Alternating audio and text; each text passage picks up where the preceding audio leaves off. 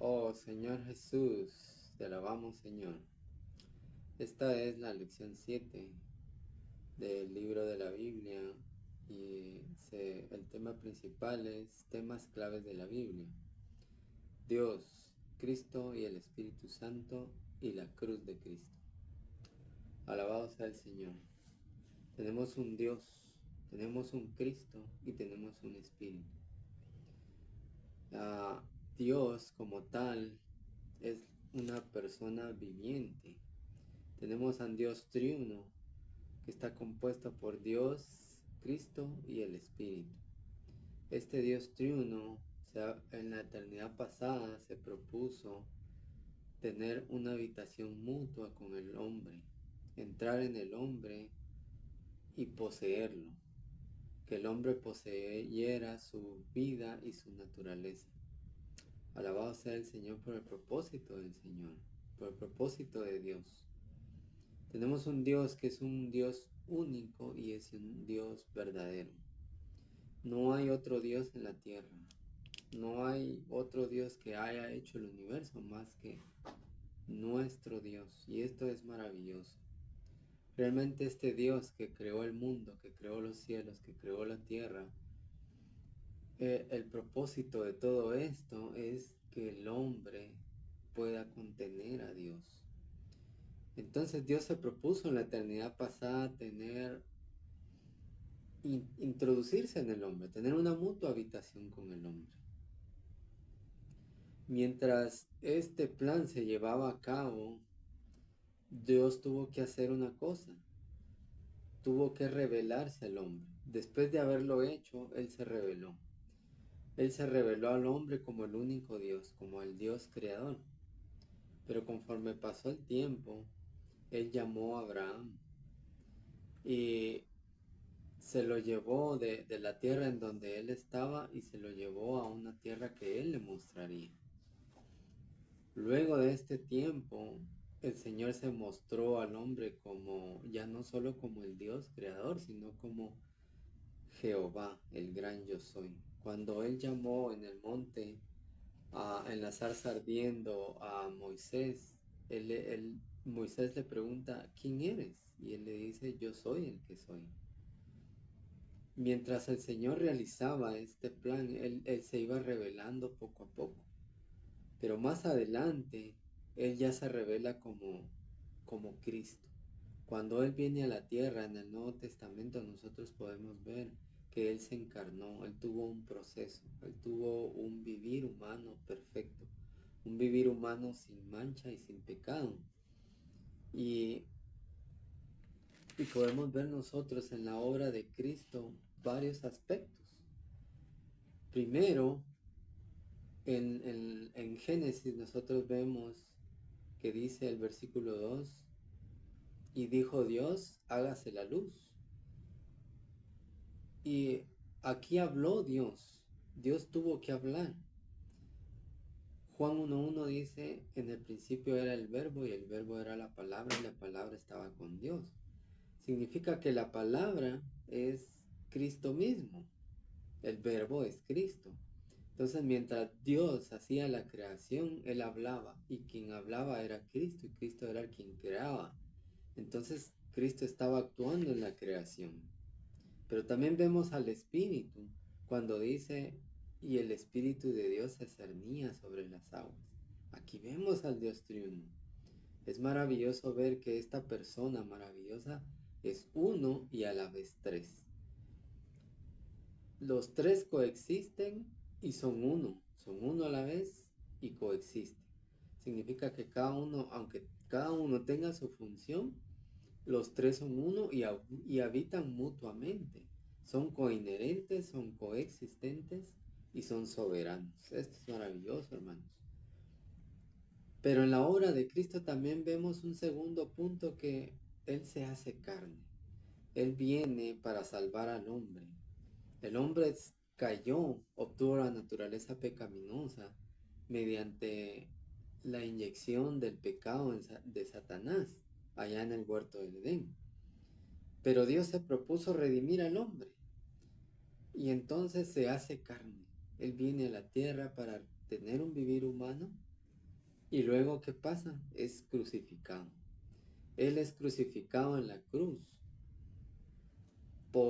para la redención de nuestros pecados, para podernos redimir.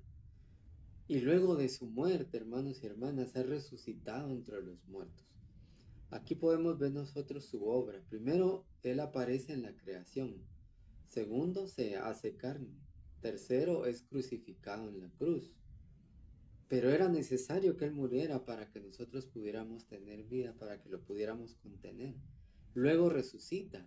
Cuando Él resucita y asciende a los cielos, nosotros, dice la palabra, con Cristo fuimos juntamente crucificados y ya no vivo yo, mas vive Cristo en mí.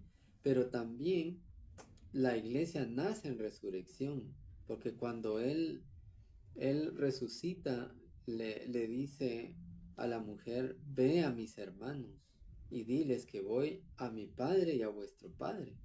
Entonces, nosotros como iglesia nacimos en resurrección. Él asciende a los cielos y ahora Él está llevando a cabo un ministerio celestial.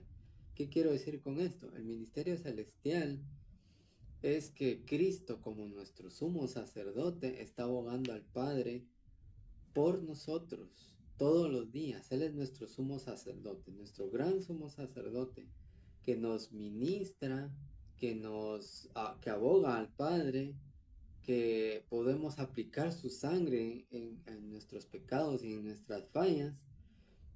Y ahora Él está ministrándonos desde el cielo, desde su trono, porque Él ha sido entronizado.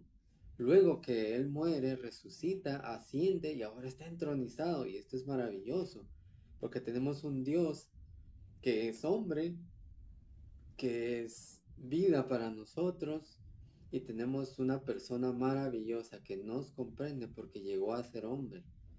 Y Él es Dios y Él es hombre y Él contiene la vida divina, la vida humana. Pero lo maravilloso de esto es que Él también nos compartió su vida divina a nosotros. Ahora nosotros, además de nuestra vida humana, también tenemos la vida divina dentro de nosotros. Pero hay un proceso en la obra de Cristo en donde Él tiene que volver a nosotros. Y Él va a establecer su reino en nosotros. Ahora Él vive dentro de nosotros y nos gobierna dentro de nuestro espíritu mediante la vida divina. Y esa vida divina, mientras crece, nos va santificando. Y entonces estamos obteniendo tanto su vida divina como su naturaleza.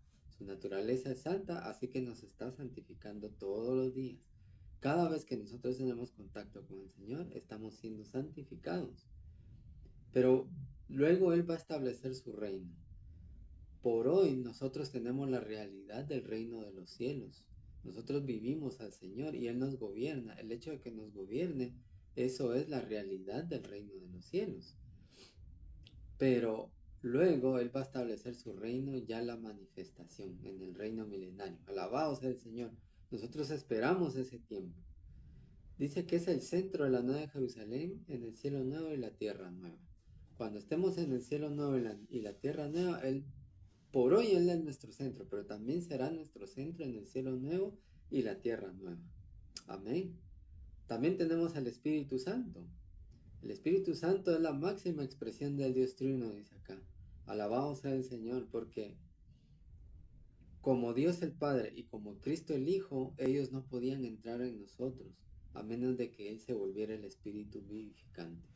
El Espíritu vivificante ahora entra en nosotros como el Dios Triuno, porque trae al Padre, trae al Hijo, porque el Señor dijo, el que me ha visto a mí, ha visto al Padre.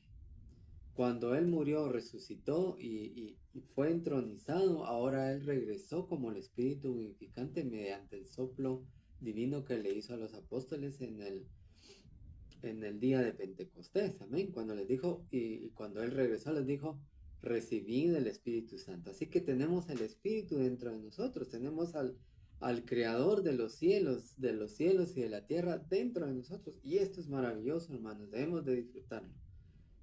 Ahora el Espíritu vivificante es la máxima expresión del Dios Triuno. Tenemos a Dios, tenemos al Dios Triuno y tenemos al Espíritu, quien radica en nosotros, quien nos gobierna, quien nos quien nos instruye y Él es el que nos da la dirección adecuada. Dice que el Dios Trino llega a ser a los creyentes, llega a los creyentes y entra en ellos. Era lo que les está diciendo. Él viene y entra en nosotros. Amén. Ahora, el Espíritu Santo tiene dos aspectos. Este es el espíritu económico y el espíritu esencial. El espíritu económico es físico y el espíritu esencial es interno. Nosotros ya tenemos ambos y lo único que debemos de hacer es invocar el nombre del Señor Jesús. Amén. También tenemos en este bosquejo la cruz de Cristo. La cruz fue profetizada por Dios en el Antiguo Testamento mediante los profetas. La cruz dice que era una forma de ejecución romana. El Señor tuvo que llegar en el tiempo cuando el gobierno romano estaba en vigencia para que se diera esta situación que fuera crucificado. Solo en el gobierno romano ellos como que inventaron la forma de crucificar a las personas y el Señor tuvo que venir en ese tiempo para que se cumpliera la palabra, lo que dijo Isaías, Jeremías, estos profetas, ¿verdad, hermanos? Así que los logros de la cruz, esto es bien importante. ¿Qué hizo el Señor? ¿Por qué tuvo que ser crucificado? ¿Por qué murió? ¿Por qué fue crucificado? El Señor tenía que hacer algo. El Señor primero tenía que redimirnos a nosotros. El hombre cayó y el Señor tenía que venir a nosotros como la realidad de todas las ofrendas y morir por nosotros, por nuestros pecados, redimirnos y hacernos nuevas personas.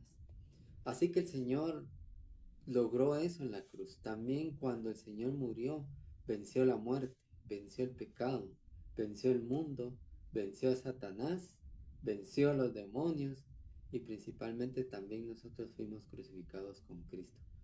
Así que alabado sea el Señor por su obra maravillosa, alabado sea el Señor por Dios el Padre, quien planeó, alabado sea el Señor por Cristo el Hijo, quien ha realizado todo y que Él fue crucificado y que tuvo todos estos logros en la cruz.